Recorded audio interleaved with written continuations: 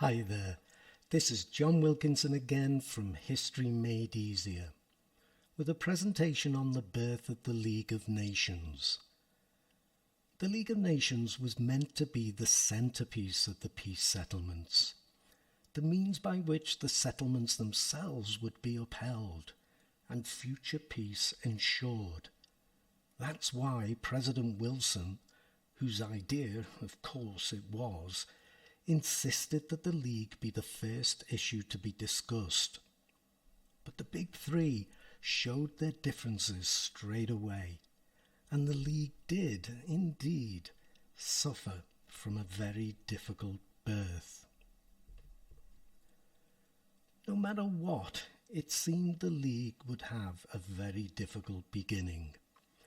After 4 years of bloody war, Europe was filled with hatred. French and Belgian territory had been invaded, civilians killed, gas had been used, and at sea the use of unrestricted submarine warfare had all contributed to a hatred of Germany, whilst Austria-Hungary was seen as having done more than any other country, even Germany, for starting the war, and whilst the other Central Powers had helped extend the war.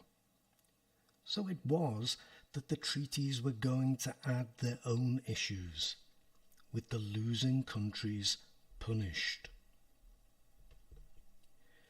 Much was expected from the Paris Peace Conference, and with so much to deal with, and with such a complexity of things to deal with, it was well nigh inevitable that countries were going to be disappointed.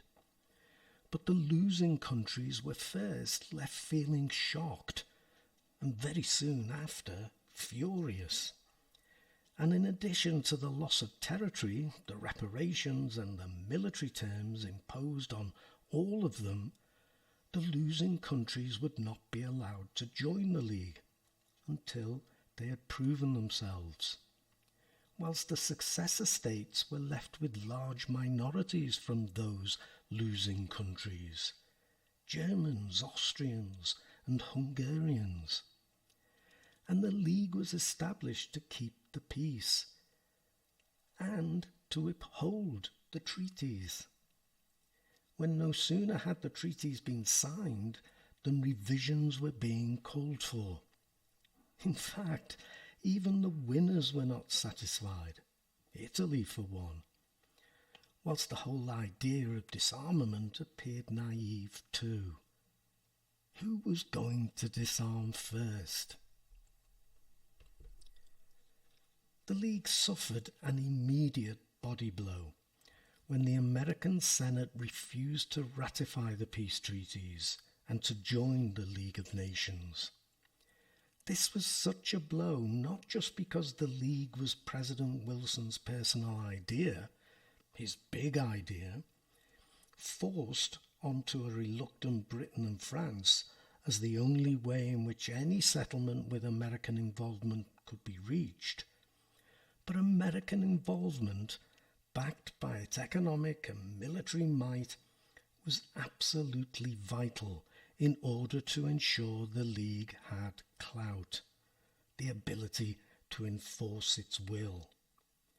It was essential if collective security, either by using sanctions or military force, was to work. Both Britain and France were badly weakened by the war, with millions of casualties, badly damaged economies, and huge debts.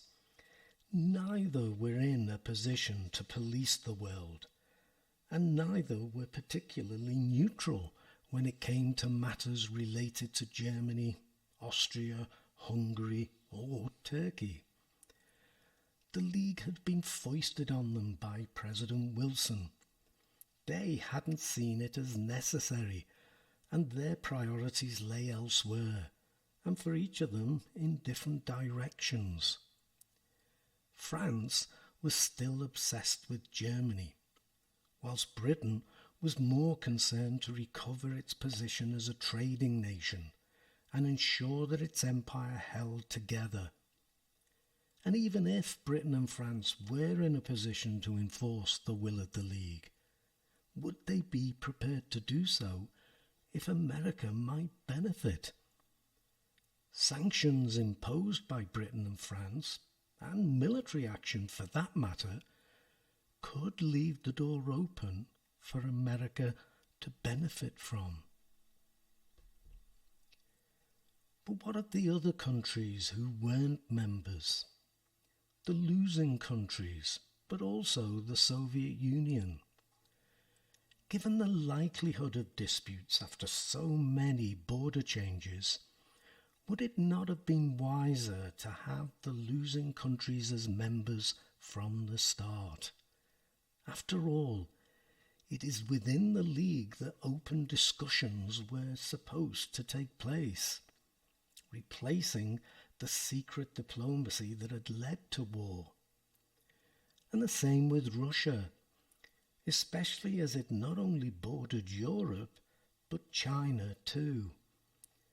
And then there was Italy and Japan to add to the mix, permanent members of the Council, but both disappointed by the peace negotiations.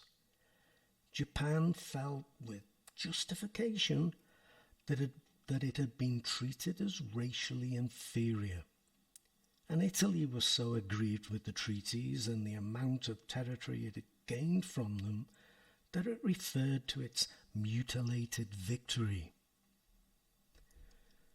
So, a very difficult birth. The League had an incredibly tough task ahead of it, and with a lot of expectation on the part of the smaller nations that it would preserve the peace. And of course, it was these smaller countries that collective security would appeal to.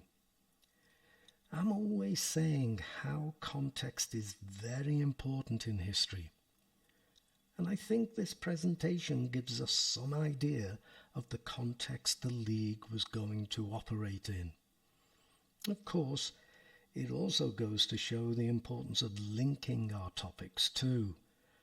World War I and the Paris Peace Treaties are so important to understanding the League's roles and the problems the League faced. But for now, my job is to thank you for listening and to remind you to check out my website, History Made Easier. Hopefully, you'll find that helpful too. But for now, cheers.